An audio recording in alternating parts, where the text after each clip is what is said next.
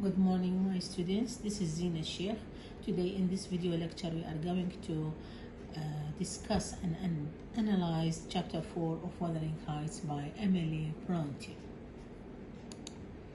Chapter 4 of Wuthering Heights is significant as it provides deeper insight into the history and relationships of the characters, particularly through Nellie Dean's narration. This chapter begins to unravel the complex backstory that underpin the current tensions and conflicts in the novel. The real story begins in the current chapter. In this chapter, chapter 4, the two central characters in this novel are Heathcliff and Catherine, or Cathy. And they are both introduced to us probably in this chapter. So let us first know what happened to Mr. Lockwood. After his disturbing experience at Wuthering Heights, Mr. Lockwood becomes increasingly curious about the strange household and its inhabitants. When he returns to Thrushcross Grange, he asks his housekeeper, Nellie Dean, to tell him about the people living at Wuthering Heights. Nellie Dean has been a servant in both Wuthering Heights and Thrushcross Grange. Begins to recount the story of Earnshaw and Linton's families. Her narrative serves as a frame story, providing historical context for the events Lockwood's witness. Now we have the introduction of the Earnshaw's family. Nellie starts by describing the Earnshaw's family, who originally lived at Wuthering Heights. Mr. Earnshaw, the father, was a stern but kind man, and his children were Henry and Catherine Earnshaw.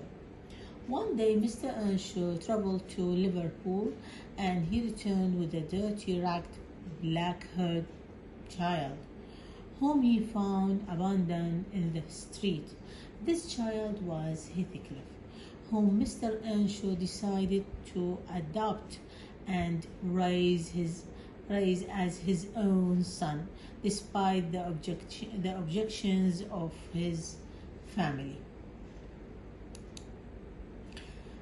Now we have reached Heathcliff. Heathcliff's introduction into the family, into Earnshaw's family, is a pivotal moment. He is initially treated as an outsider by Henley, who resents him, while Catherine forms a close bond with him. Heathcliff's presence disturbs the family dynamic, and so the seeds of a future conflict. Okay.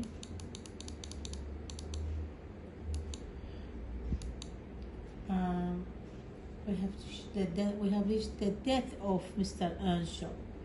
Nellie recounts that as Mr. Earnshaw's health declined, his favoritism toward Heathcliff grew further, alienating Henley. He neglected Henley, and he focused on Heathcliff. When Mr. Earnshaw eventually died, Henley inherited Wuthering Heights and immediately sought to assert his dominance over Heathcliff, treating him more like a servant than a brother. Okay.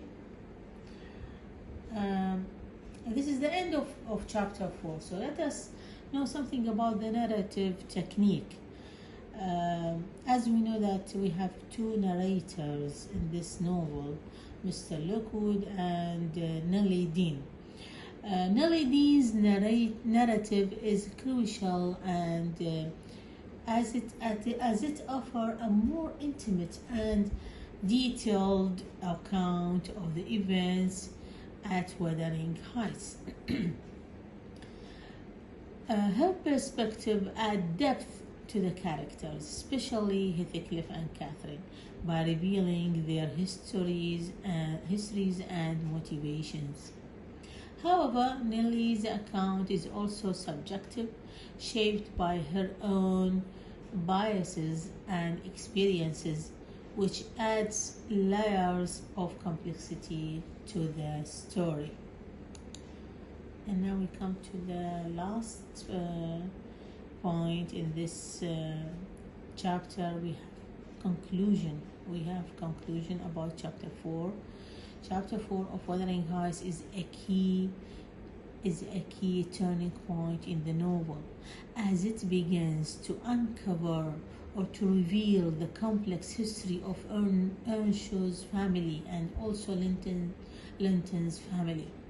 Through Nellie Dean's narration, the reader learns about Heathcliff's arrival at Wuthering Heights and the profound impact it has on the family dynamics.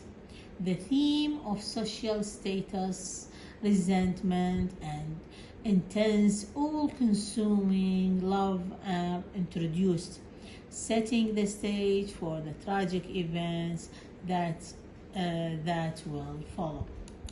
And this is the last point. Thank you for your listening, and bye.